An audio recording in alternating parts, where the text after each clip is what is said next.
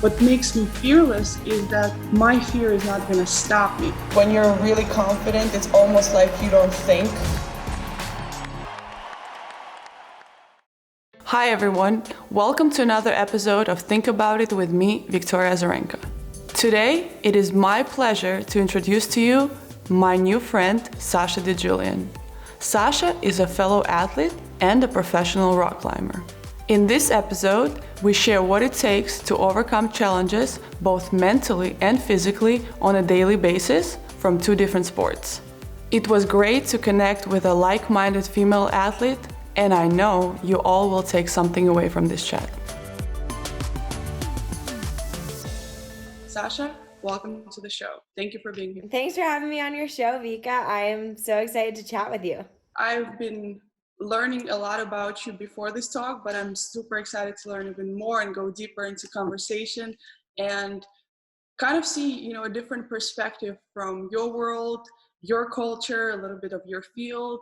So I will just start with where did you grow up? How did everything started for you in rock climbing? Because I learned that you started at your brother's birthday party. To me, it always feels like there's some kind of a connection to a family member where you start something. For me, it was my mom started working in the tennis center. Nobody in my family actually knew anything about tennis, so she was my introduction. Yeah, that's awesome. I love that side note about how you got into tennis. I did, in fact, start climbing after my brother's birthday party. It was in 1998, so I was about 6 years old. I just remember really loving the fact that if I wanted to get up the wall, it was up to me.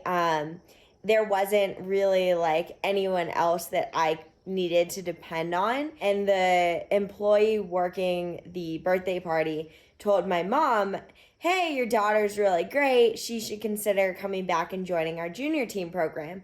And I'm sure that employee told every single one of the parents, hey, your kid's great. But it stuck with me. So I came back and I joined what was called their junior team, which I really enjoyed because it was at school. I mean, climbing was such a fringe sport that no one really knew what it was. Tennis is so known. Whereas if I say I'm a professional climber, I think that to a lot of people is what is that? And then one Saturday morning, about a year later, I walked into the gym and they were hosting a youth regional championship. And that was my first intro point into the world of competition climbing, which like you said, my family had nothing to do with climbing. Your mom was your entry point to tennis, which I think is really cool because it's almost you need that introduction. Do you remember that moment when you started, it was kind of yesterday, or it feels like it was really long time ago? It's interesting. I always have journaled and journaled about my different expeditions, and I still have that initial illustration of from the birthday party. And it's kind of funny because it's chicken scratch and written as a 6-year-old. But I drew all the little kids at the party and then me on the rock wall. And I think there's parts that I really remember. I remember going up the wall and being really proud that I was better than my brother because we were super competitive growing up. Do you have siblings? I do have a brother, yes, older brother. Were you guys really competitive growing up? I wouldn't say we were that competitive with each other because tennis was, I feel like it's been my destiny because there were so many things that had to align for me to be a tennis player. From the country where tennis is not known, is not popular, it's not on TV. But I felt that when I was young, I was already dreaming of playing in the big tournaments, and I don't know where it was coming from. I can't really explain it. But my brother, he was more it's for fun. For me, it was fun, but I felt like it was always a little bit bigger. When we started in a little gym, which is actually funny because this same gym still exists, and every time I go back to Belarus, I know exact that wall where I started to play. It feels a lot smaller than it was when it was before. Yeah, I totally hear that. Yeah, but I had 40 kids in the class, and you basically have opportunity to hit one ball or to do an exercise, and then you have to wait. And if you miss, you go in the back of the line. So that was right away the competition. We played a lot of, relays and stuff. So the competition started for me right away, and it was pushing me to be better in that group. In a way, like a survival mode. How was it for your parents? How did they support your choice? When was it for you that you knew, okay, I want to take it a little bit more serious? Yeah, I mean, I think that there is like a point that you said that I so firmly believe in too, and that's you have to be passionate in order to succeed. And that's like the number one parameter that I've always seen with climbing is like, if I'm having fun, then I'm doing something right. But I mean, then I'm pursuing what's right for me to be pursuing. But when I went to that first competition, so I was about 7 years old, I won my category, which was 11 and under. I was about 7 at the time. That was a turning point because I realized that there was a competitive realm to the sport. What I do remember really vividly was like climbing was what I enjoyed the most. And my mom would drive me to all of these different climbing gym competitions across like the US. And she would even like come in and belay me at team practice on like the days as I got like more serious about everything kind of like got more intense as I guess my participation got more involved. So the hours became more demanding. What my parents did that I'm really thankful for was like they always encouraged me to follow what I really enjoyed. What they did instill in me was like a work ethic of if you're going to commit to this, challenge yourself and like go to your practice and work hard. And that was kind of like the same with school. It's like, we're sending you to this school, like you need to do well. And so I think that minimal amount of pressure was helpful because it was like a sense of accountability as a kid. Like if you're pressured too much to do something, at least for me, like that's when I kind of revolt and I'm like, I'm not into it. Were your parents really fanatic when you were getting into tennis, or were they more like, oh, okay, do your thing? My dad was, and my dad still is, as long as I'm happy, that's all that matters. There's nothing else kind of matters. Tennis, no tennis. It never was about that. He never actually went to my matches. He went to one of my tournaments. I think I was like maybe 10 or 11, and he couldn't sleep the whole night. So I said, you know what, that's it. Like, you're not coming again, because I don't want you to like, taking so much like nerves and so much worries about. So he never really came until I was about 20, 21 for a first tournament. And my mom has been like a kind of a front line, person for me. All she could do is, ask questions, make some suggestions, give me opportunities, which I didn't really have many. My parents never pushed me to the point that is like, you have to do this, you have to succeed, and you have to, whatever, because I feel there's a lot of times with parents, they pressure kids so much because of their own dreams that they haven't accomplished. So they're trying to relieve that dream through their kids. And at some point, that fun for a child doing anything kind of like melts away. Where I come from, we really didn't have anything. So to me, it was also an opportunity to become someone, to be financially independent. So I felt that pressure of kind of taking care of my family after. And I've seen that with other kids, that their dream and their objection was to, become rich, or like to make money through sport and come out of, your certain situation.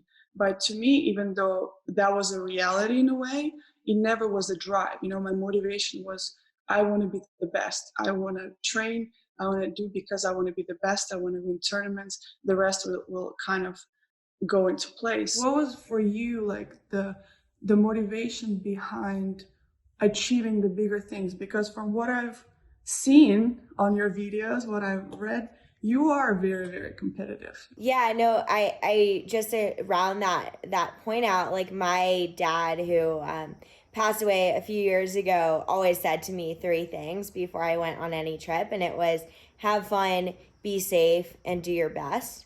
And it's funny that you mentioned like your mom on the front line and your dad being too nervous to go to things. Like that was like the exact same case with my parents, actually. As I was starting out, like, I never really had that drive to make a living from it because that just wasn't really the case in Mhm. professional climbing back in the day. Like, it was like Yeah. what it meant to be a professional climber was like you live out of your van and you scrape by, but you maximize the time you spent outside. And that industry has really been changing as the sport has been more commercialized. It's grown. Climbing gyms are opening, but it was just all kind of like this process of like pursuing what I really enjoyed doing. That competitive edge, I think it's within all of us, like whether you're a female entrepreneur or like a female athlete, that drive to be the best version of yourself is really important. And with climbing, like women and men are so capable to achieve similar, and like women can outperform men in some regards too. And it's like I've just always wanted to, I guess, like prove myself to myself. And in a way, like you mentioned, like tennis was that almost like golden ticket, but you tried not to think about it.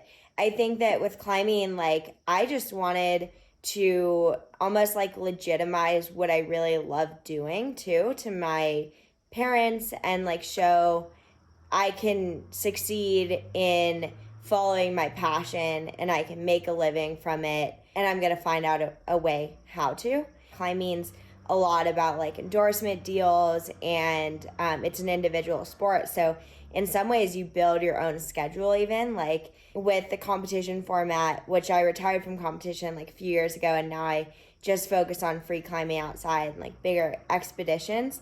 You kind of like have to like figure out your goal and your motivation yourself. And I would say that motivation comes from like that feeling that I have of like when I'm really climbing well, and like when I'm really in my element and in that flow state, it's like the best feeling in the world. It's like I feel so weightless and free and like open to experiencing like just like what's around me, that when I'm training, I really love the point that you said, like, you don't always want to go training. Because I think that that was a big switch to flip to in my mind, was like, yes, I love climbing, but like, I don't always love training. And I think it's more of like, as an athlete, like, it's the will to train. Like, you've had a long day, you're trying to balance like these other aspects of life that are really time consuming, and you haven't trained yet and it's nighttime. So like what will you do? And I feel like the athlete who succeeds is the one who's like, I'm gonna fit it in anyways. I'm gonna make time, and I'm gonna do my training because like that's my will to succeed. What do you think when you climb? When I'm in the zone, it's to me it feels like everything is kind of in slow motion. To me, like I start to feel music. That's how I feel in the zone. So I can't really think, oh, I have a particular thought or something. But what does it feel to you like when you're in that flow state? Because for me, is I'm on the tennis court. You know, I'm watching the ball. I don't see the crowd.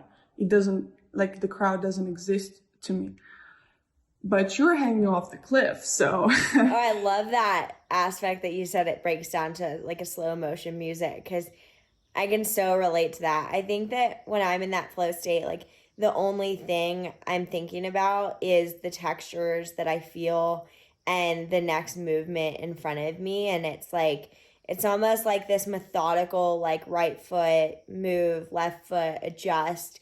Like I'm thinking of the exact same things that my body's doing, but it's not my mind telling my body to do that thing. It's like the two of them are working within unison, and there's this, almost like this mind body connection that I just know what to do. It's like my mind doesn't have to reiterate it in any way. there is no such thing when you just sit there and you think of nothing. Like it just Yeah. Do you ever like have those moments when you're on the tennis court? Because I have this when I'm climbing, and like maybe it's when I'm not in the flow state where like I'm thinking too much, or I'm thinking about like falling, or what if I like slip, or like these negative thoughts. And that's like when it kind of like intervenes in my brain, and I'm like, no, go away. Like, do you ever have those moments on the court where you're like too aware of everything else? yes, definitely it happens all the time, and I will not believe anybody who will say that they don't experience that, they don't have doubt, that they're not, afraid of something. And my mind can go sometimes to different places, and I'm like, okay, can you just come back? You're here, you're playing, you have to get yourself together. And it can be negative, and it can be just the most random stuff. Like I can start singing a Yeah. song in my head, and but in part of negative, yeah, you think like, I feel like I'm gonna just double fold now. And then it happens, and you're telling yourself like, you know what, I knew it. I knew that you were gonna double fold yourself. So you kind of bring yourself more down. And Yeah, then your there's mind just keeps going in this if spiral. if you don't believe that you have to get out of it, you have to like just tell yourself otherwise, to the point that you're going to believe more positive, because the negative is just going to take you down more and more. And sometimes I'm successful, sometimes I'm not successful, and frustration takes over. What makes a difference between someone who's doing, a good job in sports, for example, or a great job, is really how much you can push yourself through that, fearful, difficult moment. It's not about that much about your skill. Of course, it is part of that, but it's really about going into that mode where you're scared, but it's not going to stop you to go and still experience that. Do you ever feel scared? Because I hear about myself. What about you're being fearless? You're fearless. And it's really far from the truth. I fear going on the court. I fear to lose sometimes. I fear a lot of things. What makes me fearless is that my fear is not going to stop me from going and still doing those things. Actually, one of the people who are working on the show, we were talking about this question. He asked me like, Vika, don't kind of compare what Sasha does to yours. That what you do is not really scary or not important, because for somebody to go in front of 25,000 people and play tennis can be scary as It's terrifying to me, to be honest. But I said, you know what? Like, I understand what you want me to get, but I can't understand. That's not scary to me as much as going on the mountain. So for me, your fear is much more significant than my fear. Yeah, I think that's the difference though, is like we all build up our own tolerances for what we fear and what we're not fearful of based on our own experiences. I can't imagine being in your shoes. To me, that sounds way scarier than what I do to me, because I don't have that experience of like expanding beyond the comfort zones of experience and like stepping out into that uncomfortable feeling and getting used to it. And I feel like what you're describing, of when you like feel fear and you don't know what to do with it, and like that difference of like that breaking point of whether you perform or you don't, I kind of often refer to it on the wall as paralysis analysis. And that's like, if I'm climbing and I start like the fear starts overriding my system, and I'm like, I can't fall here, I'll break my leg if I fall here, like start imagining the consequences of what happens if like something bad happens. And then it can almost like lead to this moment where you can't act and you can't move because you're too stunned by the like negative. And what I always try and channel my mind back to is like thinking in the moment and like thinking about my next move in a positive, like advantageous way of like, this is what I need to do to get out of this situation. This is what I need to do to succeed in this moment. And it's almost like this mind dialogue that happens in like these split seconds of action that you're like almost like putting like quieting that motion in your head that is the fear arising, and like replacing it with something else that you can like kind of categorize and move off of. But the notion of like, fear is that I am always experiencing fear. Like, I think that that's like a human thing that, like you said, like I wouldn't believe a climber if they said they're never scared. Like, and I think that denying it isn't actually a really healthy thing either. 'Cause like I'll have I think on expeditions too, especially, like there's a lot of kind of risk mitigation that's involved with what's real fear and what's irrational fear, and then how do you kind of categorize these feelings and act in a safe way, but also in a way that you can still succeed. And so irrational fear, may be an example, would be like, I'm climbing with a rope and I'm above my protection point and I'm scared to fall because I think that it's going to be like I'm going to slam into the wall, or like, it's like scary to just like let go, and I feel exposure because I'm looking down at like thousands of feet below me. And so I feel really exposed and nervous. And then I think that the irrational part of it is like, if I fall, I'm totally fine. I'm like in a harness, I'll be caught by the rope. The consequence is really minimal. And then the rational fear would be, I guess, like if I was in that same situation, but I had a really big ledge below me or something, and if I fell, there were legitimate consequences. So I think that would be like rational versus the irrational. I'm sure I'd like stepping on the tennis court because like there's not fatality at risk per se, but there's embarrassment, or there's loss of the tournament, or like there's all these other consequences that are real. I feel like it's very interesting point. And what is more challenging, to go through rational fear or irrational fear? Like, what is tougher to kind of go over? In climbing, I have like lost friends, and there have been accidents that are really tragic that don't really have any reason that you can say like this is what that person did wrong. And so that's when the rational and irrational fear really come to life, is like, I thought this was an irrational fear, but there's real consequences to it. And so that can be hard. Like this last March, I was on an expedition, and one of my teammates had a totally tragic accident where like he was climbing and the rock broke that he was standing on, and it cut his rope and he fell 1,500 feet.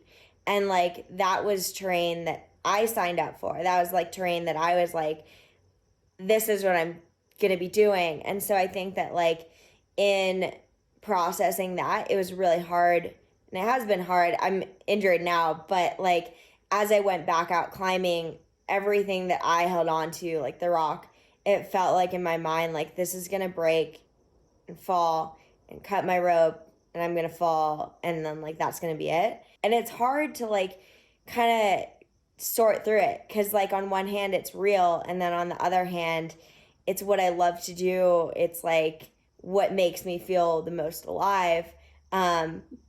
But then, you want to stay alive. I know you recently just had a hip surgery, right after the, was it 2 surgeries? I saw something on your It's been 2 surgeries, and I still have 2 more to go. Oh wow. On the other hip. It'll be in August. Is that something that adds up to uncertain times for you? Like how am I going to recover from this? Because injuries is just part of being an athlete, and it happens to everybody. For myself, it's always, I go through kind of stages. It's, you're really sad, you're lazy, you don't really know what to do. Like, why am I doing it for? Especially with, after you reach a certain success, you're like, do I really need to do that? Do I need to keep pushing myself? There are stages where you suppress it. There's stages where you work through it. And there are stages after where you just, I just have to let it go and go for it. What I've been learning, even I think that part of through like this stillness of being injured, is like recognize the emotions that we all feel. And something that I think is really important that you pointed out is like there's so much commonality across our feelings and like what we go through, even if it's through different experiences. And like I really appreciate, hearing from you, from like what you feel, because I'm like, I relate so much. And I think that with injury right now, my hip injury, it feels good to have an answer. I felt a lot of pain over the last like 3 years in my hip, and over the last like year it's just gotten worse and worse. And what I have was hip dysplasia, and so I have it in both my hips. I've never actually taken off more than like 3 to 6 weeks from climbing in the last like 21 years. And so I'm trying to just like see this space as this permission to be more still and like cut out the travel and start fine tuning a little bit more of like who I am outside of climbing. And it's kind of like this new challenge because right now I'm like, okay, in like 2 weeks, I can walk again. And that's like what I'm like really excited about. You've gone through injury, I'm sure. The longest term injury I had was 4 months. 4 months I wasn't playing. I had to wear a boot. I had a neuroma on my foot. And then that kind of went away, but caused another sort of problems which I've been dealing with for the next like year, but still playing and kind of going through the motions until I finally got rid of it. But what I had like is a little different, not an injury, but I had my personal situation where it forced me to be out, for 10 months. I couldn't travel at all. I didn't know if I'm ever going to play because I had quite a hard choice in front of me to make. Either I play or I choose my family. So at that time, it was what you said. It's really hard to see what is the goal in like, what is the big goal, right? And what was difficult for me is to understand that long goal because it was so uncertain for me that I couldn't even really build that goal in my kind of in my head. So I had to build the little ones. I think the most challenging part was like, okay, sometimes I feel like, you know what, I've done a great job. I've done a great week. Like it's got to go up from here. It's got to go up from here. And then it goes down and you're like, have I progressed at all? Have I really progressed at all? Or am I just, feel a little better and then I take 2 steps back? So I think what you said is really about trying to recognize the little steps that you do.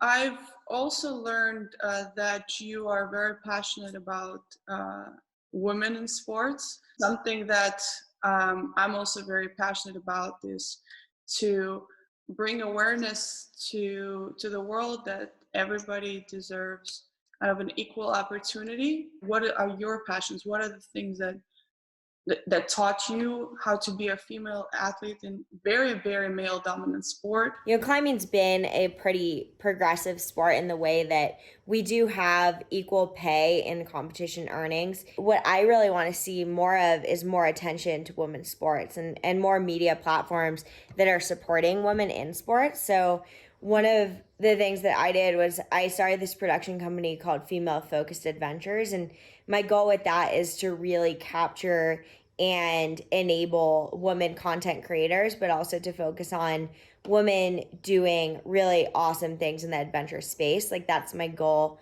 with the company. I've been really inspired by women. Like that is what sticks to me more so than when I see men do really amazing things. It's like if I see a woman do something, I'm like, I can do it because she did it.